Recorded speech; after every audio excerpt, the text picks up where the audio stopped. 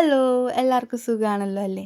അപ്പം നമ്മൾ ഇന്ന് വന്നേക്കുന്നത് ഒരു ബ്രേക്ക്ഫാസ്റ്റിന് പറ്റിയ ഒരു ഐറ്റം ആയിട്ടാണ് കേട്ടോ. ബ്രേക്ക്ഫാസ്റ്റിന് മാത്രമല്ല, നമുക്ക് ഡിന്നറായിട്ടും ഒക്കെ ഉപയോഗിക്കാം. അപ്പോൾ അത് എങ്ങനെയാണ് ഉണ്ടാക്കുന്നതെന്ന് നോക്കിയാലോ. അതിനായിട്ട് മെയിനായിട്ട് നമുക്ക് വേണ്ടത് മൈദയാണ് കേട്ടോ. അപ്പം മൈദ ഇല്ലെങ്കിൽ മൈദയ്ക്ക് പകരം ഗോതമ്പ് മാവായാലും മതി കേട്ടോ.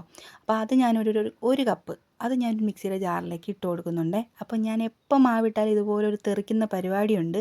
അപ്പം നിങ്ങളിടുമ്പോൾ ഒന്ന് സൂക്ഷിച്ചൊക്കെ ഇട്ടോ, നിങ്ങളിടുമ്പോൾ തെറിക്കില്ലായിരിക്കുമല്ലേ. അപ്പോൾ അതിൻ്റെ കൂടെ തന്നെ ഒരു നുള്ളു ഉപ്പിട്ട് കൊടുക്കുന്നുണ്ട്.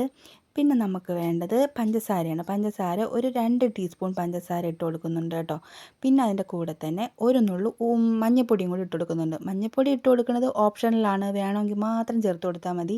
അപ്പം മഞ്ഞൾപ്പൊടി ഇടുമ്പോൾ നമുക്ക് ഇതിനൊരു കളർ കിട്ടാൻ വേണ്ടിയിട്ടാണ് ഇട്ട് കൊടുക്കുന്നത് കേട്ടോ. അപ്പോൾ അത് വേണമെങ്കിൽ മാത്രം ചേർത്ത് കൊടുത്താൽ മതി, അല്ലെങ്കിൽ സ്കിപ്പ് ചെയ്യാം കേട്ടോ.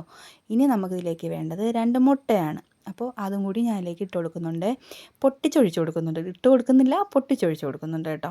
അപ്പോൾ പിന്നെ നമുക്ക് വേണ്ടത് വെള്ളമാണ്. നമുക്ക് ഈ മാവ് ഒന്ന് അരച്ചെടുക്കാൻ ആവശ്യത്തിനുള്ള വെള്ളം. അപ്പോൾ അത് 1 കപ്പ് മാവാണെങ്കിൽ 1 കപ്പ് തന്നെ വെള്ളവും വേണ്ടി വരും. ആ ഒരു കണക്കിലാണ് ഞാൻ ഒഴിച്ചേക്കുന്നത്. ഈ ഒരു പരുവത്തിൽ നന്നായിട്ട് അടിച്ചെടുത്തിട്ട് വന്നിട്ടുണ്ട് കേട്ടോ. ഇനി നമുക്കിതൊരു പാത്രത്തിലേക്ക് അങ്ങ് മാറ്റി കൊടുക്കാം. ഈ ഒരു പരുവത്തിൽ നമ്മൾ ഒഴിച്ചു കൊടുക്കുന്നുണ്ട്.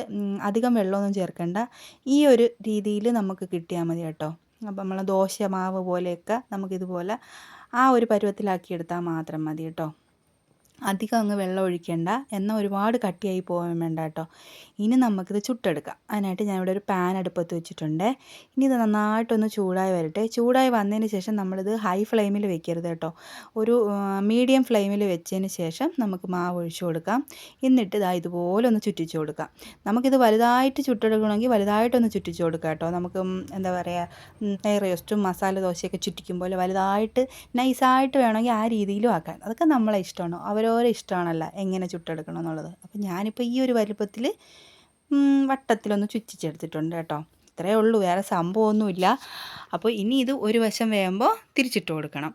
തിരിച്ചിട്ട് കൊടുത്തിട്ട് നമുക്കെന്ത് ചെയ്യാം, വേറൊരു പാത്രത്തിലോട്ടങ്ങ് മാറ്റണം.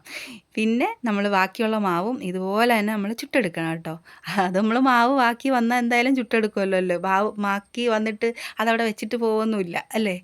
അപ്പം ഇത്രയേ ഉള്ളൂ കേട്ടോ. വളരെ എളുപ്പത്തിൽ ഉണ്ടാക്കാൻ പറ്റും, അടിപൊളി ടേസ്റ്റുമാണ്. പിന്നെ ഇതിൻ്റെ ഒരു പ്രത്യേകത എന്ന് വെച്ച് കഴിഞ്ഞാൽ ഇതിന് കറികളൊന്നും ഇല്ലെങ്കിലും നമുക്ക് വെറുതെ കഴിക്കാനും അടിപൊളി ടേസ്റ്റാണ് കേട്ടോ. കാരണം വെച്ചാൽ ഇതിൽ നമ്മൾ കുറച്ച് പഞ്ചസാര ഇട്ടിട്ടുണ്ട്, അപ്പോൾ അതിൻ്റെ ഒരു ചെറിയ മധുരം ഉണ്ടാവും.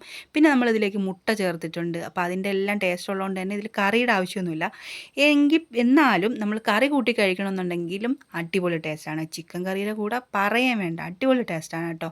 അപ്പോൾ നിങ്ങൾ ഇതുവരെ ഇങ്ങനെ ഒന്നും ഉണ്ടാക്കി നോക്കിയിട്ടില്ല എന്നുണ്ടെങ്കിൽ ഇനി ഒരു പ്രാവശ്യം ഇതുപോലെ ഒന്ന് ഉണ്ടാക്കി നോക്കണം കേട്ടോ.